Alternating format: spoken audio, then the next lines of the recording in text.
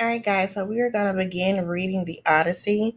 Again, we are kind of skipping over the place in this book because we're doing virtual learning and we're getting ready to close out the school year. So we are going to begin on page 81. It says, In the morning, Odysseus woke his men and ordered them unto the ship. Circe gave them a favorable wind, and they set sail immediately. When they were safely out at sea, Odysseus told them the, the first of Circe's warning. A great danger lies ahead of us, he said. Soon we shall come to a place where the sirens sing. Everyone who hears them wants to go on listening forever, unless you close your ears to the sound.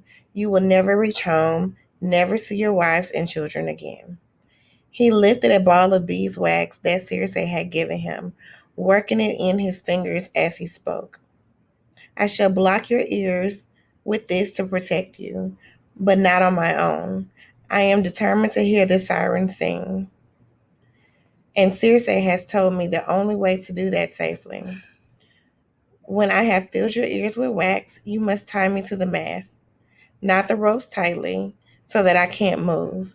And if I beg you to let me go, just pull them even tighter. As he spoke, the wind dropped, and the ship came to a standstill. The sailors looked at one another. They would never get past the sirens unless they kept rowing. Odysseus went around the ship, plugging their ears with wax. When he had finished, the sailors fetched ropes and lashed him to the mast so tightly that he couldn't move hand or foot. Then they took up their oars and began to row as hard as they could. Very soon they drew up on a flowery meadow that had ran beside the seashore. That was where the sirens sat, surrounded by the skeleton of all of those who had stayed to listen to their song. As soon as they saw Odysseus' ship, they began to sing again, turning their heads so that the sound floated out over the water. Come here to us and stop your restless journey, they sang.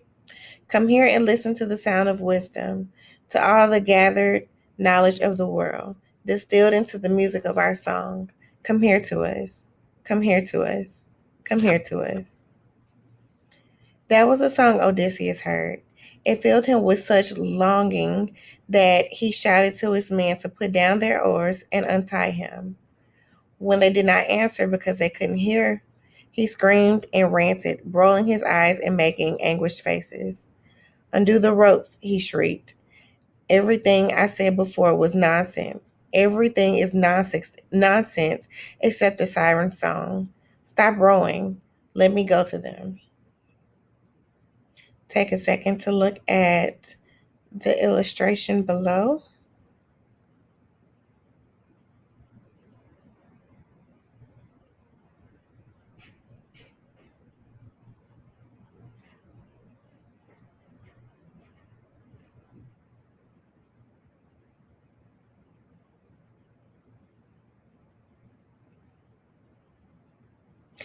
If he'd been free, he would have jumped overboard and swum to the shore, but he couldn't move, and the sailors obeyed the instructions he'd given them. Two men jumped up and tightened the cords and held him to the mast. The others kept rowing, pulling with all of their strength. Some of them were tempted to stop and unblock their ears.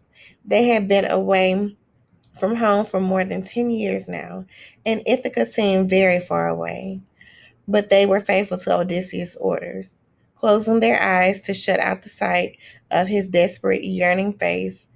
They leaned into their oars and pulled and pulled and pulled.